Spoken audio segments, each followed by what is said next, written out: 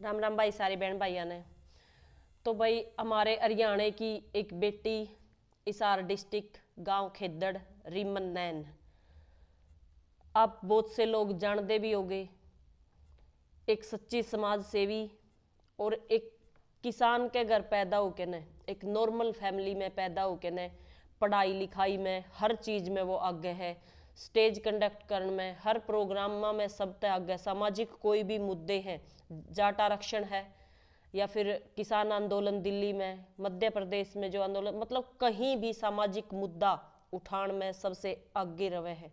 और पढ़ाई में सब तय बढ़िया। और फैमिली का भी कोई काम करने में कदे हिचकिचाई नहीं, क्योंकि हमने बहुत सी वीडियो देखी है बेबे की।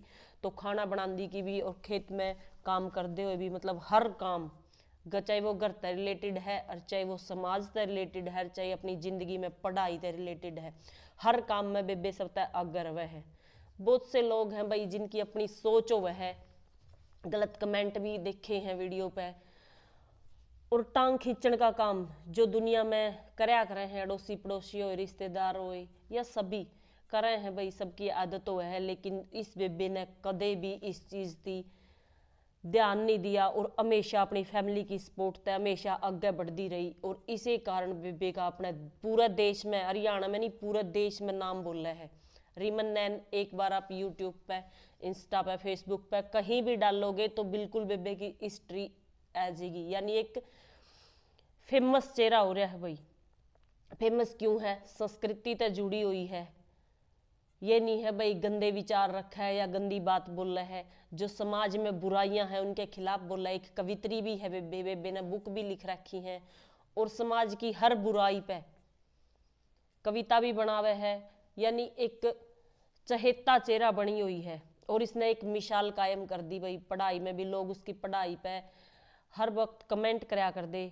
तो यह सबसे बड़ी बात है भाई, उन लोगों का बोल के जवाब देने की बजाय अगर आप करके दे तो यह सबसे बेस्ट हुआ है।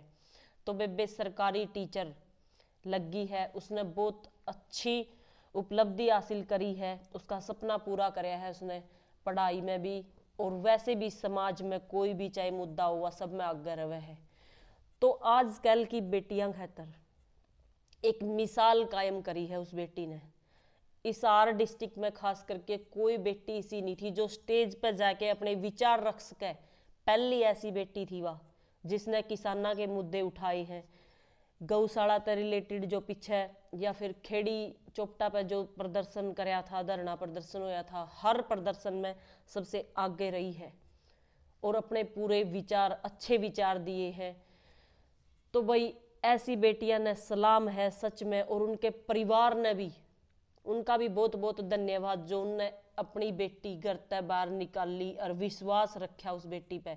देखो गलत करने वाला बच्चा तो घर पे भी कर देगा, तो अपने बच्चा ने कुछ करण का जिसमें जज्बा है उनकी सपोर्ट करया करो। मेरे ख्याल से भाई पैसे की कमी में किसी बच्चे की पढ़ाई आजकल नहीं छूटती, लेकिन वो बच्चे का कोई तरीका हुआ है, कौन बच्चा आगे बढ़ना चाहे कौन नहीं। तो माँ बाप कदे नहीं चाहते भाई माँ बाप की कमी है, पैसे की कमी है बच्चा पढ़ लिख ना सके।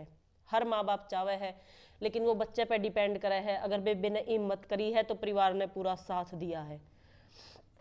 तो बहुत बहुत धन्यवाद उसकी फैमिली का भी और उस बहन का जो उसने इतना नाम कमाया है। और आजकल की बहन बेटियां खातिर एक मिसाल है, एक आईना है वह बेटी जो हर मुद्दे पे सब तक आगे मिला है। चाहे वो कविता करण में है, चाहे वो आंदोलना में है, पढ़ाई में है, घर के काम में है, यानी सब में आगे मिले है।